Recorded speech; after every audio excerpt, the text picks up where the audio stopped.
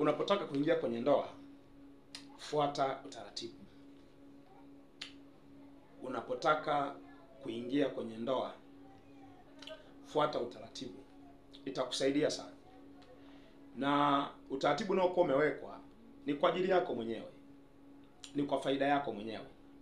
Lakini ukiona utaratibu unakuchelewesha, unatamani kuwahi, mpendo wangu, utaumia. Kwa sababu jambo la kwanza, wanaoingia kwenye ndoa bila utaratibu huwa hawafuati vipimo, yani hawapimi afya kujua kwamba afya zikoje. Wanaingia kwenye ndoa bila kujua kwamba huyu mtu ni sahihi au sio sahihi. Hiyo imepelekea ndoa nyingi kuvunjika, imepelekea ndoa nyingi zinazoendelea kukaa na kuwa katika hali ya maumivu makubwa. Unakuta mtu anakuwa na mume wake, anakuwa na mke wake, lakini anakuwa kwenye maumivu makubwa kwa sababu anaanza kujutia kwamba hivi kweli haya maamuzi ya kuolewa na kiumbe hiki yalikuwa sahihi kweli? Ya kuoa kiumbe hiki yalikuwa sahihi kweli? Sasa kuishi maisha ya namna hiyo ni kwa sababu kwanza unakuwa ukufuata utaratibu. Ungefuata utaratibu, ungepokea mashauri.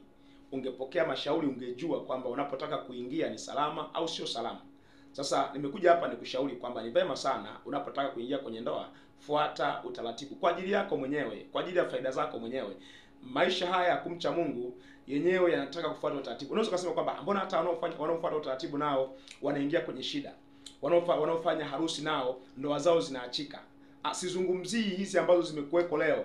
Nazungumzia utaratibu wa kimungu. Kwa sababu ndoa nyingi hata ambazo zinafanyika makanisani leo, nyingi hazina utaratibu. Yaani unakuta tu ni ndoa ambayo kijana na binti kabla kuingia kwenye ndoa walishazini tayari.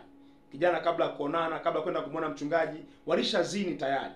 Kwa hiyo haiwezi kuwa ni ndoa. Yaani haiwezi kuwa ni ndoa kwa sababu tayari msingi wake umeshaharibika. Nimekuja hapa nikwambie njia ya wewe kuwa salama ni kufuata utaratibu. Fuata utaratibu kwa ajili yako mwenyewe. Fuata utaratibu ili usije ukaumia.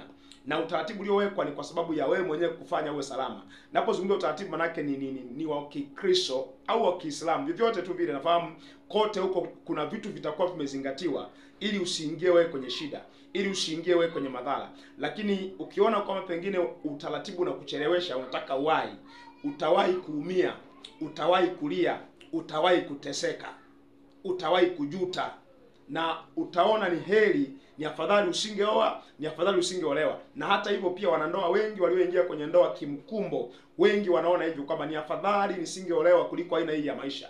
Ni afadhali nisingeoa kuliko aina hii ya maisha. Ni nini? Ni kwa sababu hawakufuata, hawakusikia ushauri. Kwa nimekuja hapa ninakushauri mtu wa Mungu kwamba fuata utaratibu kwa ajili yako mwenyewe. Na hapa sihitaji kutumia maandiko, natumia tu lugha ya kawaida kabisa. Hapa hata kama hauna D2 utanielewa. Na kama hujanielewa utanielewa utakapokuwa umeshaingia bila kufuata utaratibu. Neema ya Bwana wetu Yesu Kristo iwe pamoja nasi sote. Amen.